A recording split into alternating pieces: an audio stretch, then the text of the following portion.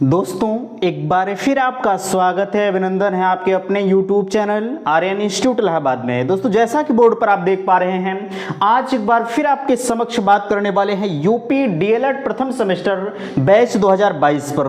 दोस्त लगातार आपके साथ डीएलएड प्रथम सेमेस्टर के दौरान अनवरत आपसे चर्चा किया जा रहा है।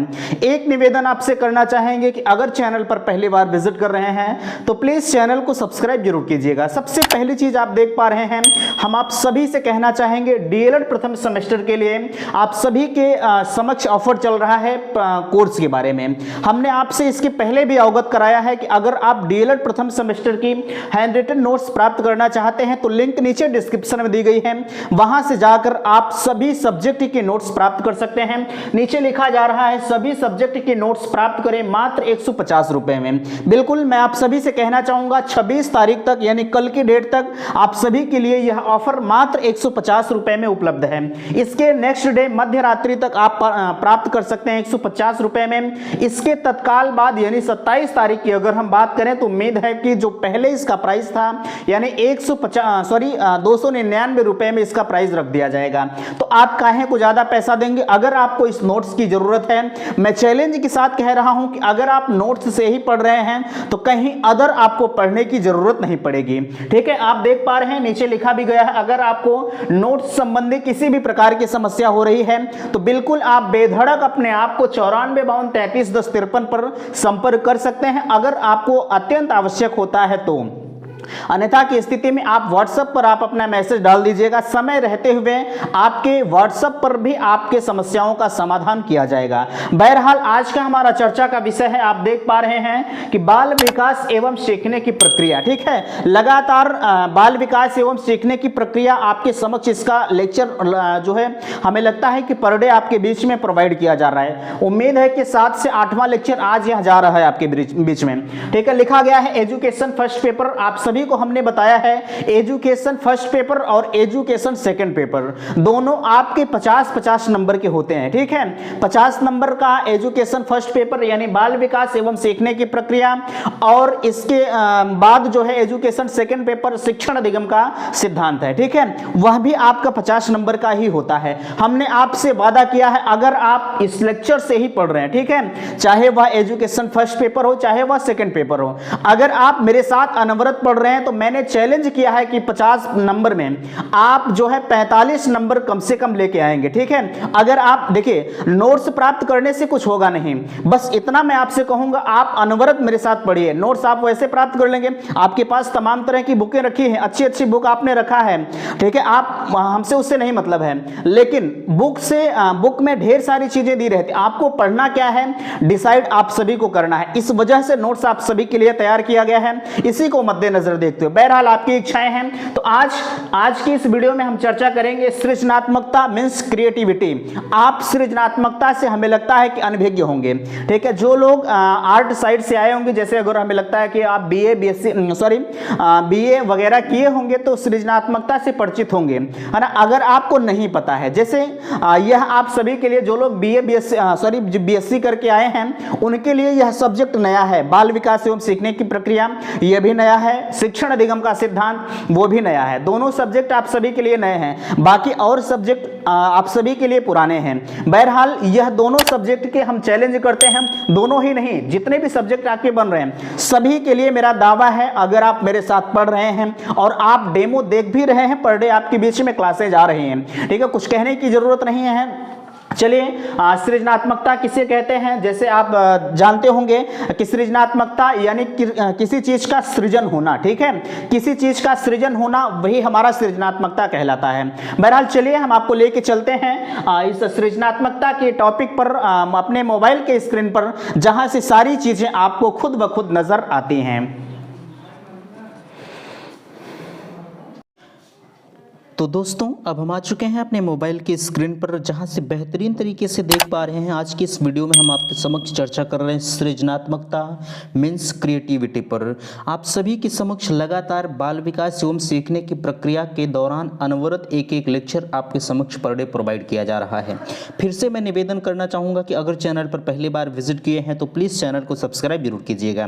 देखिए सबसे पहली चीज़ आपके बीच में आ रही है, यह कहीं ना कहीं आप सभी के लिए कुछ न कुछ नया शब्द जरूर है।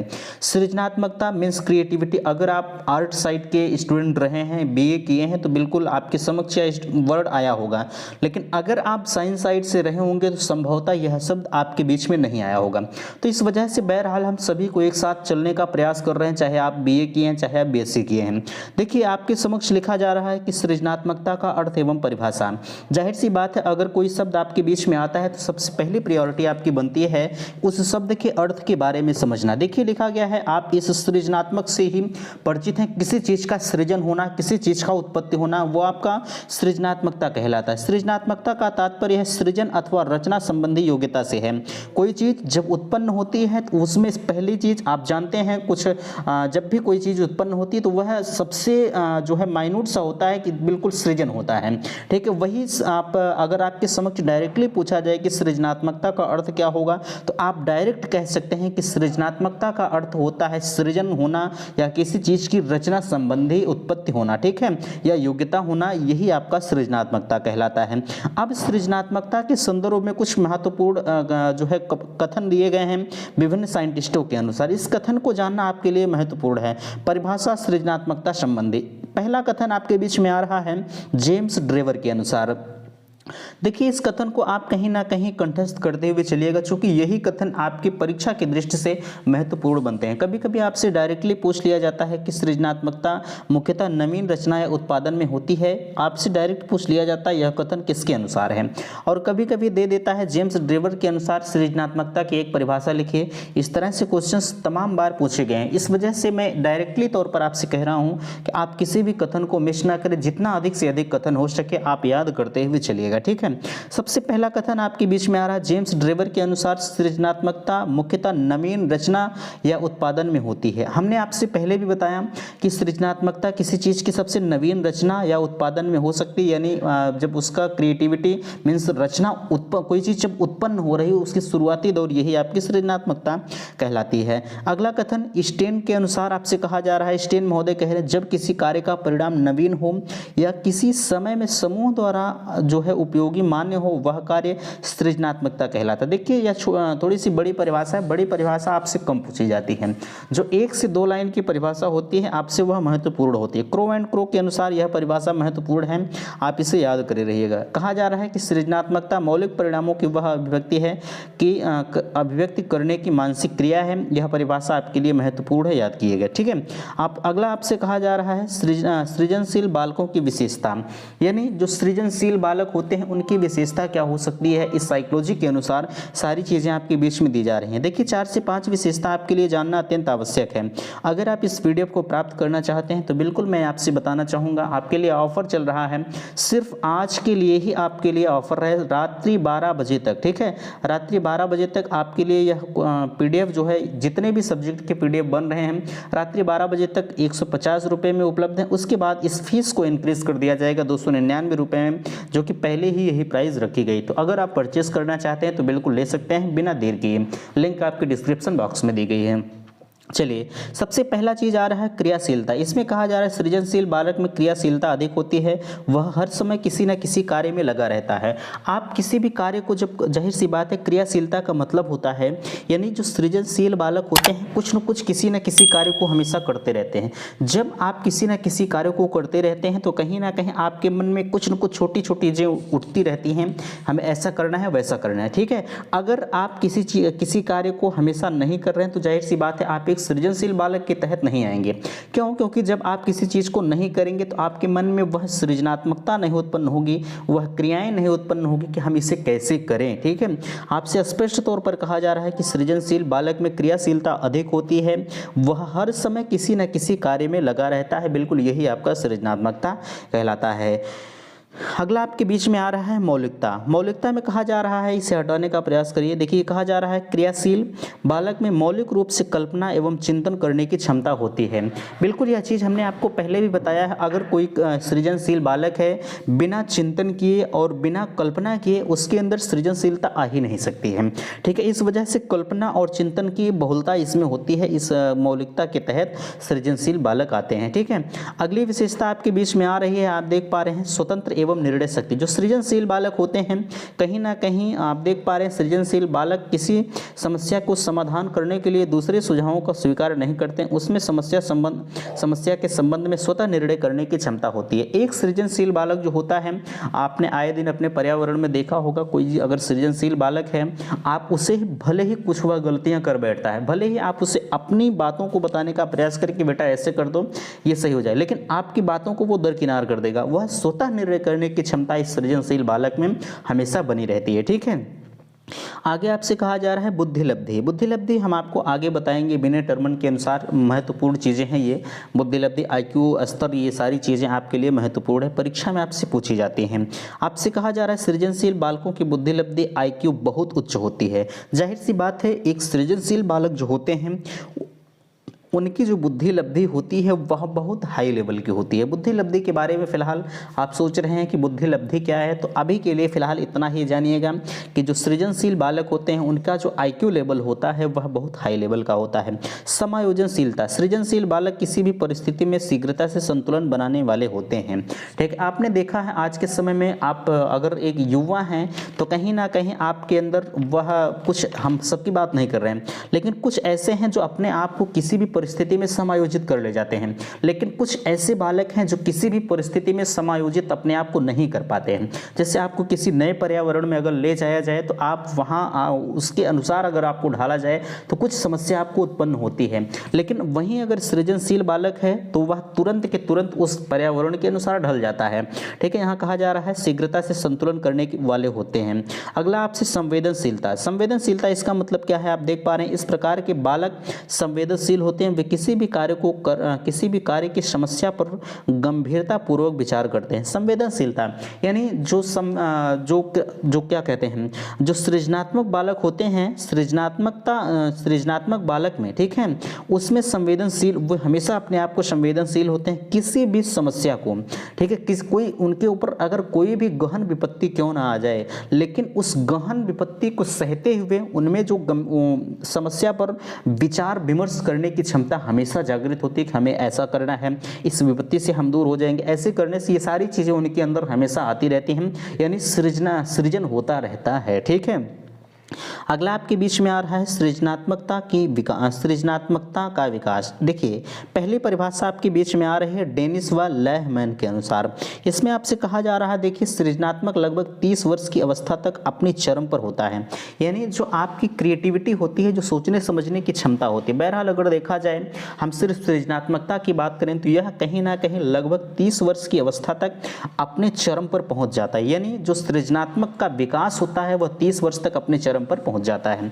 अब पहला पॉइंट आपके बीच में आ रहा है, बालकों को अपनी जिज्ञासा व्यक्त करने के लिए खुली छूट देनी चाहिए और जिज्ञासा को संतुष्ट करने की सुविधा देनी चाहिए। जाहिर सी बात है, अगर कोई भी बालक आपके आस पड़ोस में रह रहा है तो आप उसकी अभिव्यक्ति को शांत करने के लिए, ठीक है, उसकी जिज्ञासा को शांत करने के लिए उसे खुली छूट देनी चाहिए। ठीक है, और जैसे उसकी जिज्ञासा जो है उसे संतुष्ट करने की सुविधा होनी चाहिए।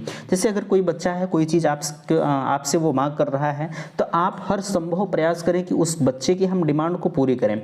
अगर वहीं आप उस बच्चे की डिमांड को पूरी नहीं करते हैं तो कहीं ना कहीं उस बच्चे के अंदर हीन भावना आ जाती है और बाद में चलकर वह गलत दिशा की ओर कदम बढ़ा लेता है। ठीक है, अगला आप देख पा रहे हैं 2 नंबर में आपसे कहा जा रहा है कि यहाँ देखिए, बालकों में कल्पना शक्ति के विकास को अधिक प्रोत्साहित किया जाना चाहिए। यानी जो उसके अंदर सोचने समझने की क्षमता है, कहीं ना कहीं अगर उसे प्रोत्साहित करते हैं तो दिन पर दिन उस बच्चे के अंदर कल्पना शक्ति का विकास अधिक होता हुआ चला जाता है। ठीक है, उम्मीद करते हैं कि अभी तक सारी चीज़ें आपको समझ में आ रही होंगी। अगर अभी भी कहीं आपको समस्या है तो प्लीज़ आप बेधड़क कमेंट सेशन में कमेंट कर सकते हैं। ठीक है, अगला आपसे कहा जा रहा है, बालकों को पारिवारिक जीवन को समयबद्ध व नियमबद्ध नहीं किया जाना चाहिए। जैसे कोई बालक है, आपको नियमबद्ध नहीं करना चाहिए कि बेटा तुम्हें 7 बजे घर पहुँचना है और सुबह 7 बजे ही निकलना है। कभी भी इस तरह का इस्तेमाल नहीं करना चाहिए, चूँकि एक बालक होता है, अगर उसे इतना आप नियमबद्ध कर देंगे तो कहीं ना कहीं फिर से वही हीन भावना का विकास होगा। आप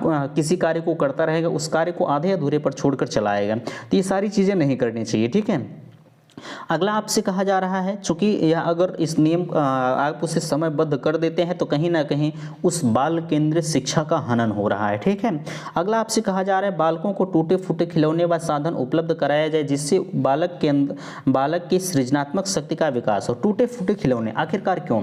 एक बालक होता है, अगर उसे आप टूटे फूटे खिलौने दे रहे हैं, वह बालक जो होगा, जैसे यह टूटा फूटा खिलौना उसे दे दिए तो यह बालक क्या करेगा, इसमें जोड़ेगा, ये इसमें जोड़ेगा, ऐसे बैठाएगा, ऐसे बैठाएगा, बैठाता वो चला जाए। कहीं ना कहीं उसके अंदर वह सृजनात्मक शक्ति का विकास होता है, वह सोचने समझने की क्षमता का विकास होता है।